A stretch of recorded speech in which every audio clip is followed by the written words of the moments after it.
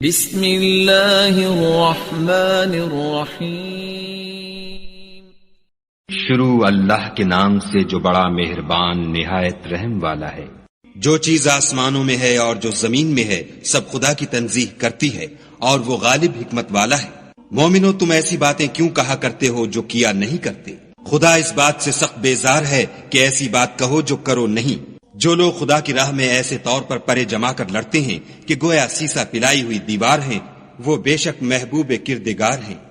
اور وہ وقت یاد کرنے کے لائق ہے جب موسیٰ نے اپنی قوم سے کہا کہ بھائیو تم مجھے کیوں ایذا دیتے ہو حالانکہ تم جانتے ہو کہ میں تمہارے پاس خدا کا بھیجا ہوا آیا ہوں۔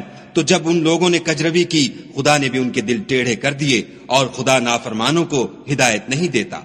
اور وہ وقت بھی یاد کرو جب مریم کے بیٹے عیسیٰ نے کہا کہ اے بنی اسرائیل میں تمہارے پاس خدا کا بھیجا ہوا آیا ہوں، اور جو کتاب مجھ سے پہلے آ چکی ہے یعنی تورات اس کی تصدیق کرتا ہوں، اور ایک پیغمبر جو میرے بعد آئیں گے جن کا نام احمد ہوگا ان کی بشارت سناتا ہوں۔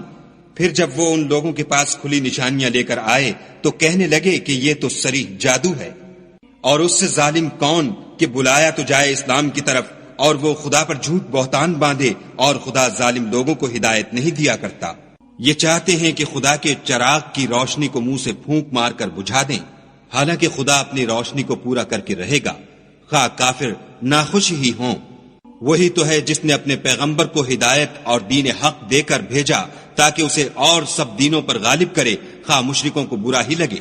مومنوں میں تم کو ایسی تجارت بتاؤں جو تمہیں عذاب علیم سے مخلصی دے، وہ یہ کہ خدا پر اور اس کے رسول پر ایمان لاؤ، اور خدا کی راہ میں اپنے مال اور جان سے جہاد کرو، اگر سمجھو تو یہ تمہارے حق میں بہتر ہے۔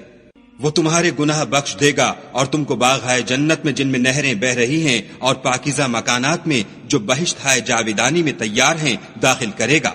یہ بڑی کامیابی ہے۔ اور ایک اور چیز جس کو تم بہت چاہتے ہو، یعنی تمہیں خدا کی طرف سے مدد نصیب ہوگی اور فتح ان قریب ہوگی، اور مومنوں کو اس کی خوشخبری سنا دو۔